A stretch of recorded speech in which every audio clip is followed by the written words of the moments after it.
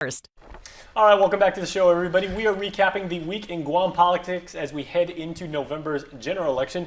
Dr. Ron McNinch and Sean Gumatauta are here who know way more about this stuff than I will ever hope to. Ron, you've forgotten more Guam politics than I can ever hope to learn. And Sean, you are in it in more than one capacity as a former member of the media than as a member of Felix Camacho's cabinet. So let's start with you, Ron, because your students actually assembled, compiled, and gathered the information for a poll this week, which is really, really interesting because it projects a 10-5 Democrat supermajority in the forthcoming legislature.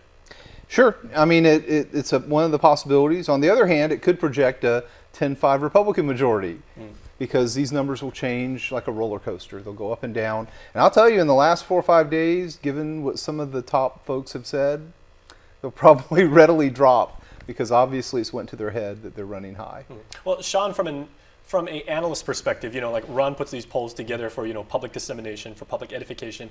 But as someone who was involved in political strategy before, when you see polls like this and, marketing campaigns are undertaken or more public appearances or things like that, what type of effect do they actually have on moving these numbers around when candidates do things like that? When they see these numbers, and I will say a lot of the candidates see this, and it's like a call to action.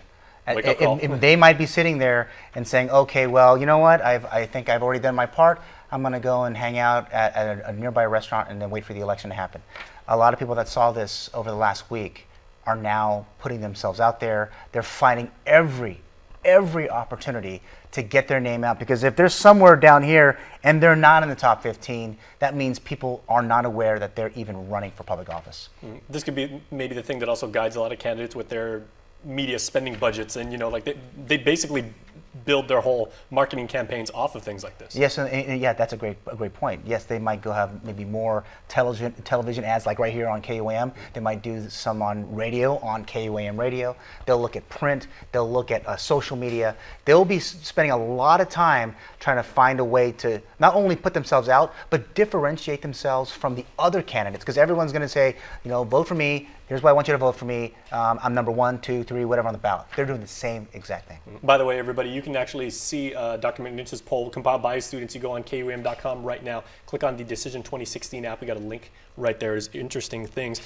So Ron, seeing as how this is a general election, both sides go head to head. There's a big mix. There's a lot of new candidates that people seem to be interested in, as well as a good crop of savvy veterans. Looking at this poll, it seems that Therese Terlahi is the only non-incumbent who would crack the list, and she comes in at number 11. So how much of an advantage at this point, being this far out, does incumbency have? Incumbency always has an advantage. Always. I mean, that's just usual suspects theory? The bottom line. Well, because their name's already known, incumbents get a lot more free or earned media than non-incumbents. They're able to do things that people who aren't in office. Right now, any of those senators on this list can call a public hearing about some sensational topic and get free media for it. Normal candidates can't do that. And some candidates use that to their advantage and others don't. I have to say also that with the newer candidates, over time, over the election cycle, their names will go up and up and up, or down and down and down, depending on who's talking about them. But the interesting thing is today, all morning, everyone was talking about Governor Calvo and the FSM migrant issue. The legislature, other than Senator Respicio or maybe 1 or 2 other people, Senator Respicio has been very much a supporter of this policy on the Democrat aisle. McCready on the Republican side, and along with Blas, is a supporter of it on the Republican side. That's going to become an issue in this election because the polling numbers on it are so strong. Once leaders realize what kind of issue it is, it's going to become a big issue. Now, Sean, let's talk about maybe for seeing as how this is a 30-member senatorial poll, right, again, which you can check out, and we highly suggest that you do. How do incumbents try and move up and crack the top 15, and how do first-time candidates who, like Ron just said, like without the big budgets, without familiarity in the eyes of the voter and everything like that, how can they move up aside from what you already talked about, like? Well, I think for me, we are missing a big dynamic with the mayoral races. Now, the way they can crack the top 15 is in those races where in those villages where there are races. They're going to have to just go with the flow. They're going to have to get in the village. They're going to have to tell everybody that they're running. If they do not take advantage of the village races, I think you got Dedido, you got Jigo, Chalampago, just to name a few, if they're not in there now and they're not talking every day to constituents, those numbers could probably remain the same for the balance of this cycle.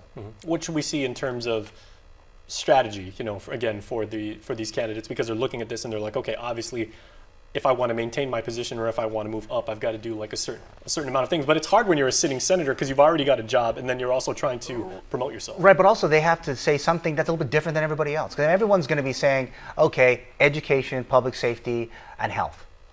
Great. Well, what about them that's going to separate you from the person next to you? And if you haven't seen it yet and haven't had a chance to watch the D16 forums, those are great opportunities for the public to see where they stand on it. And sometimes they might sound the same, but those ones that are saying something just a tad bit different might make the difference when they go into the polling booth in November. Well, as we head into our commercial break, I think that is the key point, ladies and gentlemen. The voting public, you want to look out for differentiation and to see how people, either they're saying something new outside of the normal rhetoric, if you will, or are they finding some new angle that they can exploit. So, gentlemen, thank you. And Ron, we look forward to a few more of these polls as we head into November.